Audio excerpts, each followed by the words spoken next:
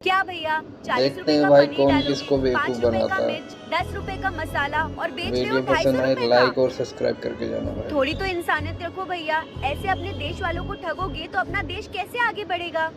Madam भाई आपने तो मेरी आंखें खोल दी। आप टेबल पे बैठिए, मैं आपका ऑर्डर लेके आता हूँ। ठीक है भैया, चल। देखा कैसे बेवकूफ बनाया उसको। 250 रुपए का पनीर टिक्का 50 रुपए में ले लिया। मैम ये आपका ऑर्डर।